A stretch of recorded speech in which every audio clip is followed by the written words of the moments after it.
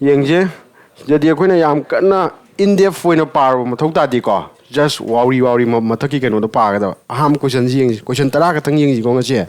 adu question tara ja to pa khara mari le na ba dum sara pa ke ba ko hora ji yung am kai ham da ke ha ga matam da mana hai je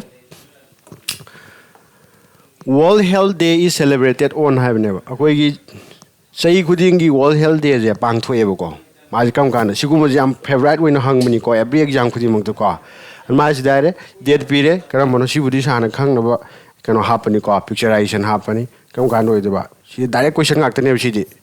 April 7 sumaina ko ya live question ngak tani adu si de yung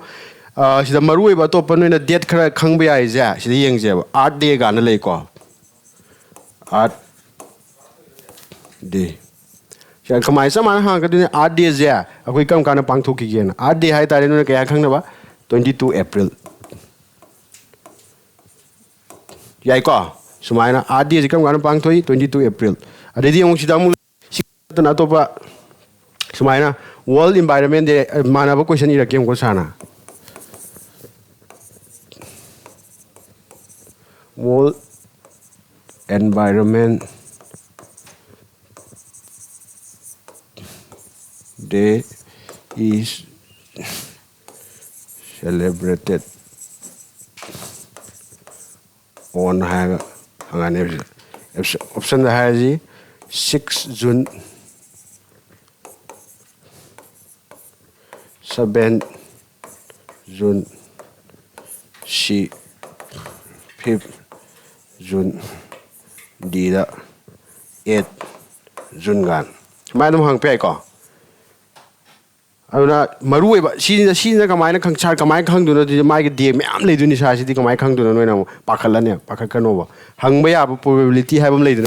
singai di hang ba ya singai di hang ba ya di ha bam le ne ba adu di sa we na maru na khang kala pira ka ne ba si yong si je do maru ba ni environment check chai gu ding ge dum khoi na khangi noi na khabar da dum toi na dum theng na ram ga ni adu bo khoi na manu na yeng jalu da ba ge de to kya no khang de ba ne ba 5th June ha ba je kai no akhoi na wall ka no environment day je dum pangthok le ra ba ne Sumaina khang bai ko adai sida yung hujiki slide sida yung 7 April ja koina World Health Day pangthwe adai di 1 April din noina khang mani April Fool na noina khang na bodo khai ko adai 7 me na kaino si juma gi kaino lei significance day ni sina kaino hai matam da ko gi World Athletic Day khai ko ata ama khang ma mayam khang mom ya si ya le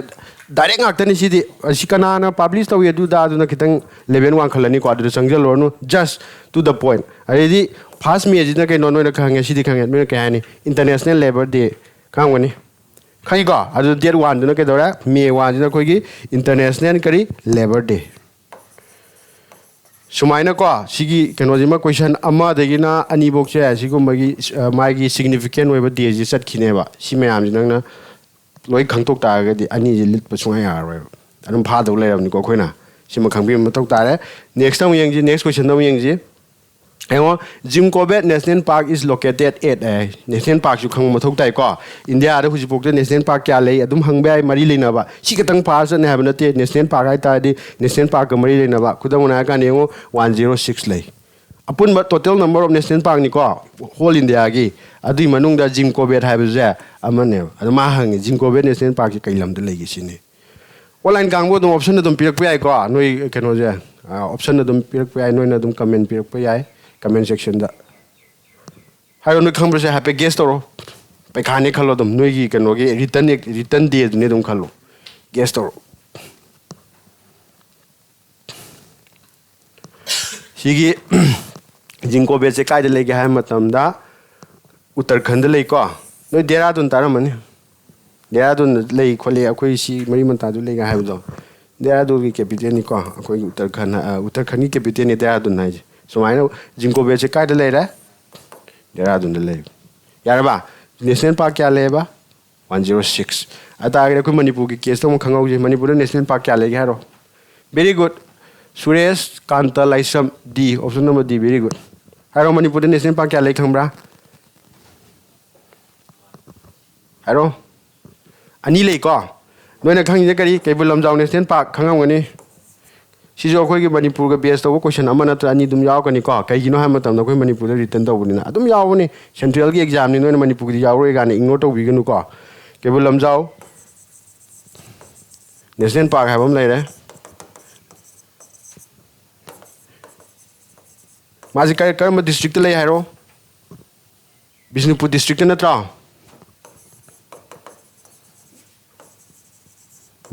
चुमे यारे अनीसुब national park तो कर्म national park हम वाली Shirui national park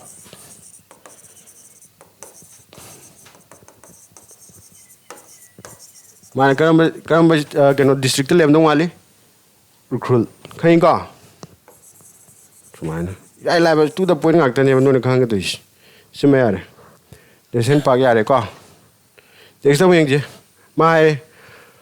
what is the minimum permissible age for the employment in any factory of mine hai akoi any factory amada akoi gi thabak suba yabagi magi age limit am lebe ko adu age so kaya no sine guess toro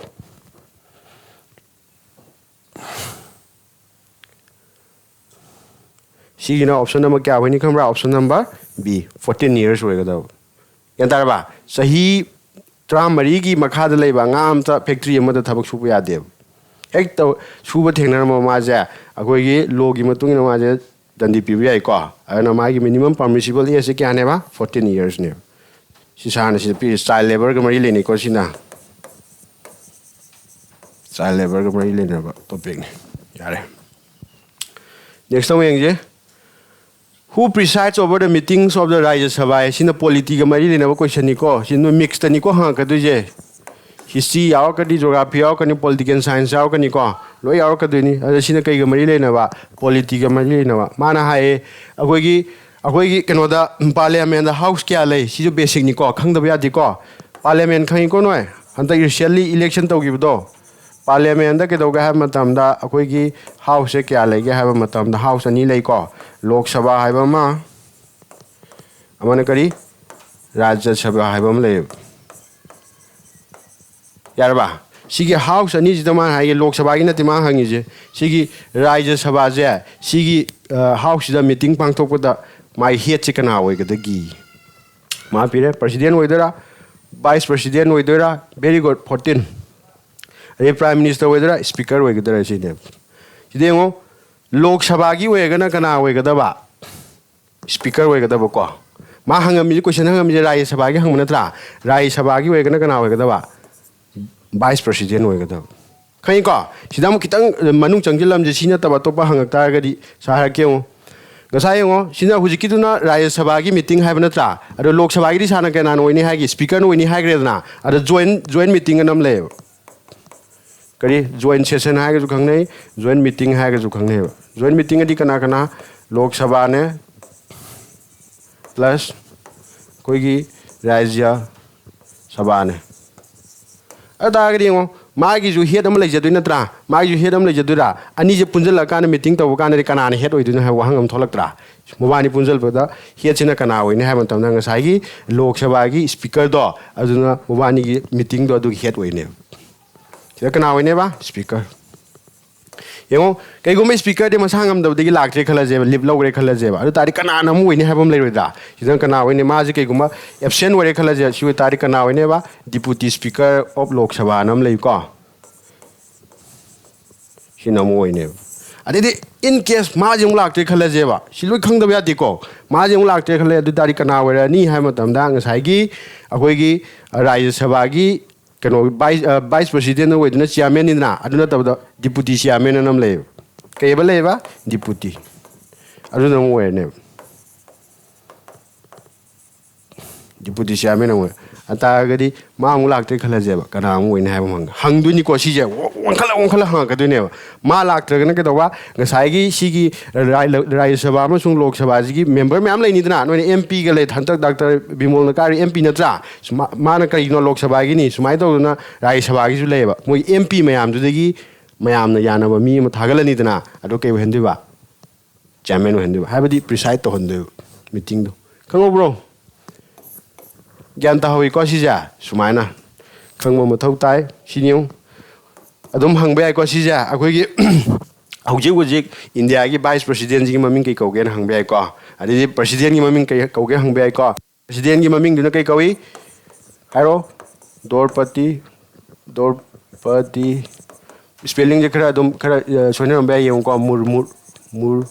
ꯃꯨꯔ ꯍꯥꯏꯕ ꯑꯣꯏꯕꯅꯤ ꯅꯨꯄꯤ ꯑꯃ ꯑꯣꯏꯕꯗꯣ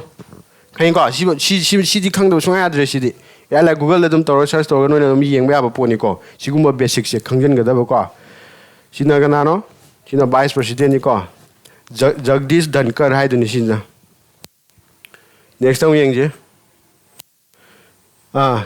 ꯁꯤꯗ ꯃꯥꯅ ꯄꯤꯔꯦ ꯁꯤꯅ army ꯑꯣꯏꯕꯅꯤꯅ ꯑꯥꯔꯃꯤꯒꯤ ꯑꯣꯏꯕ ꯔꯤꯀ꯭ꯔꯨꯏꯠꯃꯦꯟꯅꯤꯅ ꯁꯤꯒꯨꯝꯕ ꯈꯔ ꯈꯪꯗꯕ ꯌꯥꯗꯦꯀꯣ ꯂꯥꯟꯒꯤ ꯑꯣꯏꯕ ꯈꯨꯠꯁꯨ ꯈꯨꯠꯂꯥꯏ ꯐꯥꯏꯇꯔꯕꯨ ꯑꯣꯏꯒꯦꯔꯥ ꯅꯣꯡꯃꯩ ꯃꯃꯤꯡꯕꯨ ꯑꯣꯏꯒꯦꯔꯥ ꯇꯦꯡ ꯃꯃꯤꯡꯕꯨ ꯑꯣꯏꯒꯦꯔꯥ ꯍꯦꯂꯤꯀꯣꯞꯇꯔ ꯃꯃꯤꯡꯕꯨ ꯑꯣꯏꯒꯦꯔꯥꯀꯣ ꯈꯔ ꯈꯪꯖꯤꯟꯗꯕ ꯌꯥꯗꯦ ꯃꯥ ꯍꯥꯏꯔꯤ ꯁꯤꯗ ꯄꯤꯔꯦ is the name of the Indian light combat aircraft hai sida piri se ahum mari piri na sana Chetak Tejas Rudra Dhruv na piyeba hai mari je sida ke doga ha matam da light combat aircraft se karamba oidino sine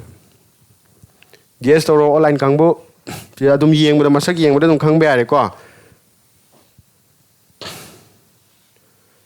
yengo sigi question ji answer ne kai wini ha matam da Tejas oigadaba Tejas se keno aircraft amagi maming neba maji kanana sabano originally khoi India na sabni ko kanana sabano haigana company am lai roidro poram sadi hal na leiko hal haiba tadi kari Hindustan Aeronautic Limited haibani ko mana sabani adu sidi yego Chetak Rudra Dhruv haijna ne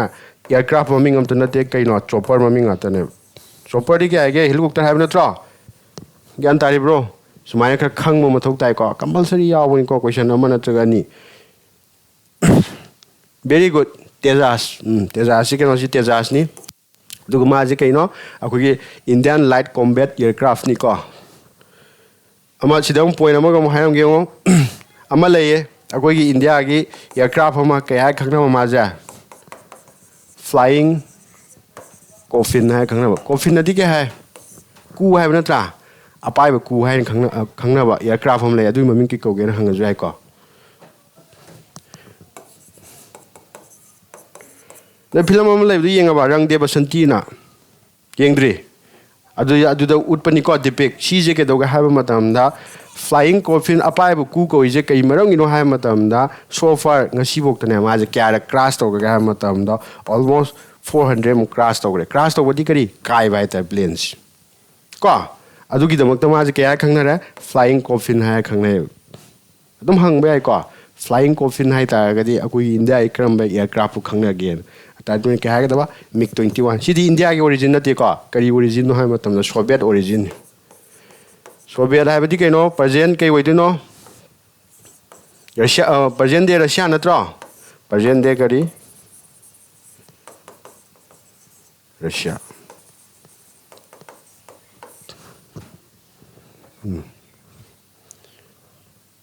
next question जो young जो मखा दे पीरे पनि class 10 की topic नि को से 10 फजन यावनी को से माने पीरे soils are known as a rigor soil मखल मैम पीरे हाइबा soil जिदगी करम soil बो कोइना rigor soil लाय खंगना गी फोटो दे दम उर खंगमनी येउ गेस तरो ऑप्शन जिंगा चानाबा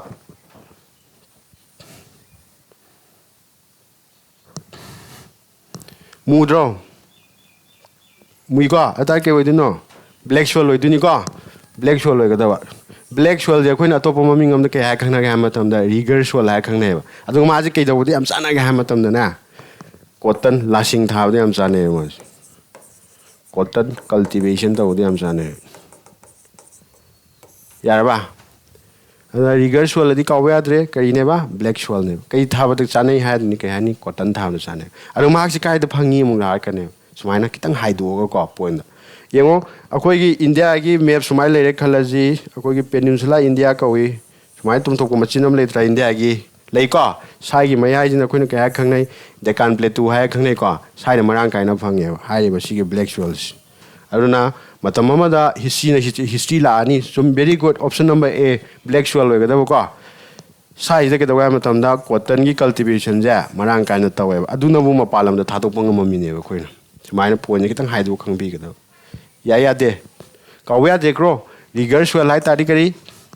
black soil hai khang nei aduga alluvial soil hai na kai da phang da ga ha matam da khoi turian gi torban da phangi ba soil ge ja ka khang na ga matam da alluvial soil ma jina ke da da yam kana ga ha matam da ma je fertility jam wang e ha ba di le how yam le ba aduna ke da da akuna rice cultivation to gumba wheat cultivation to gumba si da yam chane aduga desert soil di khang e maming je dum akoi gi desert ki lam da phang ba soil ja ka khang nei desert soil hai khang ma yam kana significant way de ko kana de do si de pit soil habisina kadai bu ko ga ha matam ni si akhoi manipur da yam marang kai na phangi ko akhoi gi chot chot law mafam farm gumba mafam da akhoi gi lainang wai kai wai to wa amu wa makhan gi leba gam phangra phangi ko sigum ji bo khoi na ka khang na ga matam da pit soil hai khang ne ma ya to pa mami ngam ju lei ko ka ha khang na ga matam da box soil hai ga ju khang ne ko sumai kitang haido kitang khangbi bai tar yang ji question number 7 dong yang ji ma hai re sida source of the Narmada river sai sina geography ni geography ga mari le na bani akhoi gi Narmada hai ba turen je ma gi hawrafam je kai dinu sini sidi direct question dum hai ra ge ko sa Amarkang tak hills hai ba ja sida gi wai ga da sida dum heng sida Amarkang tak sida hawra ga ma je kai ta dino akhoi gi Arbian si de ta duni ko sida ma ga tam ge sa na point do sina yamna basic wai ba geography ni yengo akhoi gi India map to sumaina chorakpam lai re khalaje Peninsula India ni kon sa Asia sona kana leba samudra am letra adui maming ke kawe khoina Bay of Bengal hai khangna dra Bay of Bengal sona kana ma samudra am ju lai noina map yeng ra khangani adumna kaya khangna ga ha matam da Arabian Sea hai khangnei ko sida akhoi gi India da turen masing thingam dana leiba ko sigi turen je sumaina turen makhan ani thona khaidok kane ba number 1 da ke haina east flowing river hai ba ma east flowing river hai ba ma adoga ani subadana kari west flowing river hai ba ma flowing river hai ba ma yengo kaino sa east flowing west flowing ngau gono east flowing hai gana maningom aganom da mamangom da chemba do east lom da chemba turen do adubuna east flowing river kawi west flowing hai gana maningom da chelak pa do side yengo ganga na turen am ta mani noina tare ko Brahmaputra tara bani tare ko makoi ji ke ko ga ha mata ko sona kana loi tae bio bengalom da loi tae aduna maram or kana ma ji ke ha khangna ra koina east flowing river ha khangne aduga west flowing river ha kana ka do ba maningom da sien bai tar turen le si di yam kana turen je west om da sien de except turen khara khakta natana aduna sana uji ke ha gi question da ke yaw gi Narmada nam yaw gi tra Narmada je thoin ki Narmada khangka lei ne kai ha ma tam da ma ja west lom da sien bagi ne adu atopam lei ko marui ba mana ta ba adu na kai ko ga ha matam da akoina Tapti river ha khangne ani ji ke dawra west flowing river ne ya iko sumaina adum hang bani ko basic ta which of the following are the east flowing or west flowing river ra adu si khang da ta ga de no khantok pa ngamoi do ne yengje makha ta question da yengje sina ko ge famous personality si ju dum hang bani question amma natraga ni famous personality mahai who was known as a Lokman Yai akhoi gi freedom fighter myam lei ko noina Netaji Subhash Chandra Bose adidi Bhagat Singh myam thengnam gani noina pi ngai da jo makoi gi tongan tongan maming amam tholam me ko adu maming du kai se Lokman Yai ha ka kana bu khangna gi freedom fighter guest kha to da di sunga roi ko guest kha to botam ga dawni mai sida Lala Lajpat Ray oidora Jawaharlal Nehru oidora Bipin Chandra Pal oidora Bal Gangadhar Tilak oigadare Chigi question number 9 gi option na kai oirani Bal Gangadhar Tilak oigadar yai ko adu sigi Bal Gangadhar Tilak ne se sana se photo ya hapyo mana solgal me ko adu solgal gi maming ke hai ma hai Swaraj is my birthright and I shall have it day Swaraj di akoi gi independent habani ningkha tam habani Hindi lo ni ko ana ningkha tam bai bu se ai pok padi le ra ba gi right ni aduna ai na phang ga ni sin p pa ya la p ai ra option number a di la li ko la Lajpat Ray wo roi du ni option number d Bal Gangadhar Tilak oi ga da ko sida ma ga hairam ga point ma ga thesalam ga maroi ba suma hai question du irake who was known as Iron Man of India. My option pirani, option number A da Gandhiji, B da Nehru, C da Bhagat Singh,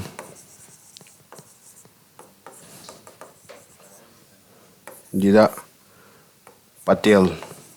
Patel means Ballabhai Patel ko. Kana we do know sin. Akoi Iron Man of India hai khangna banu pam le ko famous freedom fighter. Kana no sin. Gandhiji wedra Nehru wedra Bhagat Singh wedra Ballabhai Patel wedra sin. Ko Iron Man hai ga na kai wega ba Ballabhai Patel wega da ko. Sardar Ballabhai Patel hai Patel sumai ni mai mami ngasang ba. Sardar Ballabhai Patel. Yaina sumai no ko. Yung si jo hangwani akoi gi study of is called map ki manam da naina bu ke kaugi calligraphy wedra geography wedra geology wedra cartography wedra I don't guess toro. Very good. Secret voice. Option number D. Ujiki do Ballabhai Patel chumi. I don't guess toro. Sige. Geography na tiko. Man mani cartography hai jo ga da. Me ki matang ne ujiki hoi ba cartography. One by one hai ki calligraphy hai ga na koi ki handwriting phaja phajani yu du khangina. No ne Facebook ta ga thingna ba do. Na iba ako ki sapa mayek number ki tap ki udo adu ki matang nei na udu ko ni kya khang nei calligraphy kawi geography ha na kaino ha ma tam da si yango art si leire art ki ko bi thoi ba thok do wa thong mayam nei na ri ba atmosphere bu wegera adi environment bu wegera adu ki matang nei na bi du ko ni kai khang nei geography ha khang nei ko geology ha ga da wa art ki manung da lei ba form to ri ba rock mayam kamai form to re nei na ri do adu bu no kai ha khang nei geology ha khang nei cartography ha kai khang nei ba study of map. Yaina, sigumba dum hange mo ko. Aduga sida maga haige sa maga mo hange ko. Doi thengna bre yangji. Study of insect is called. Awi tin gang imam da na ba si kai ko ge. Sai ke ko option. A da botany. B da